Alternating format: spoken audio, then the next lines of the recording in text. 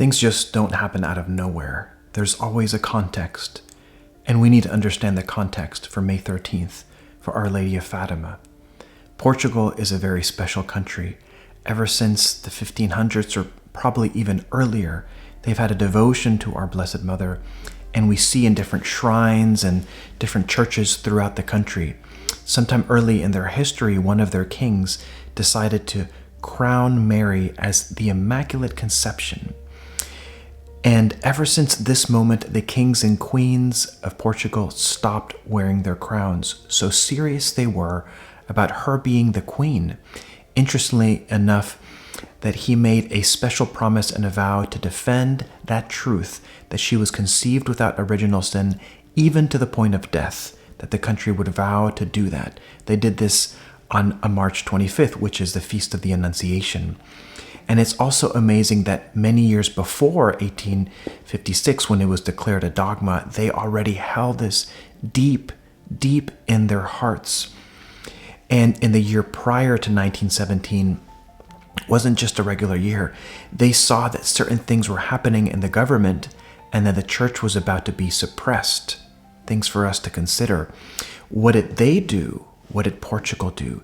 They led a rosary crusade throughout the whole country where they encouraged the priests, the bishops encouraged the priests to start rosary groups, rosary confraternities where people can join and make certain kind of personal promises to pray the rosary each and every day. And they did this, and they were asking for Our Lady's intercession intensely for that year. And the answer that they got is the apparitions of Our Lady of Fatima.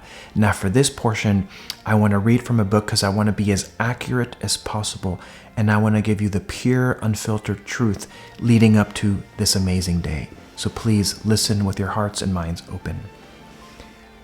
A little farther on, when they were nearing the spot where the Chapel of the Apparition stands today, beside the big holm oak, another flash of lightning, as vivid as the first two, made them stop. A few steps away before them on a bush, they saw a lady all dressed in white. White because she was the Immaculate Conception. She was more brilliant than the sun, and she radiated a light more clear and intense than a crystal glass filled with sparkling water, with rays of burning sun shining through it. How is it possible to describe in human words this supernatural vision? The children stopped for a few instants, surprised. What else could they do?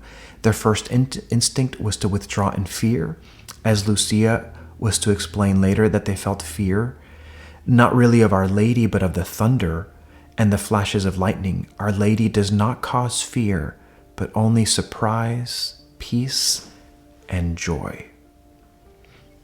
Lucia gives us an account of this great event insofar as it is possible to express it in human words. Listen closely.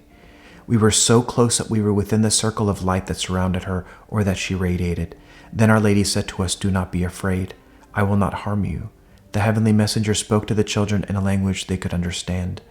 Overwhelmed by such an unusual event, it is natural that they felt ill at ease in the presence of such a beautiful but unknown person.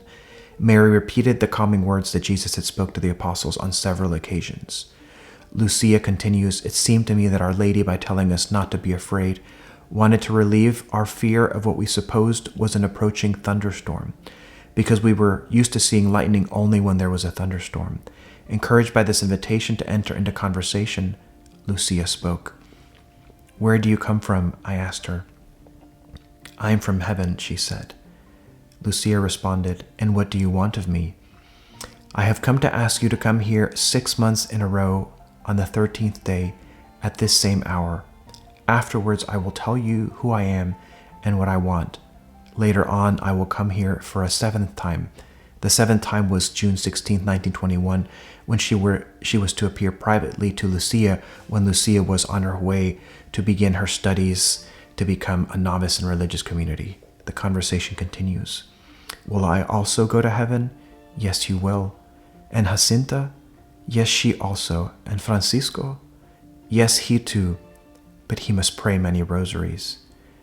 'Do you wish to offer yourself to God by bearing the sufferings he wills to send you, as an act of reparation for the sins that offend him, and to humbly beg for the conversion of sinners?' Yes, we want to. Go then, you will have much to suffer, but the grace of God will be your comfort. Upon pronouncing these last words, the grace of God will be your comfort. She opened her hands for the first time, communicating to us a light so intense that as it streamed from her hands, its rays penetrated our hearts and the deepest recesses of our souls. It made us see ourselves in God, who was that light, more clearly than we see ourselves in the best mirrors. Then, moved by an interior impulse communicated to us, we fell to our knees and repeated deep within our hearts, O most holy Trinity, I adore you. My God, I love you in the most blessed sacrament. Our Lady did not have to teach them this prayer, for it arose from their inmost hearts through the action of the Holy Spirit. My friends, I suggest that you take this very prayer yourself and allow God's grace deep into your hearts as we prepare for this glorious feast and we continue in these 9 days to Fatima. I'll see you in the next video.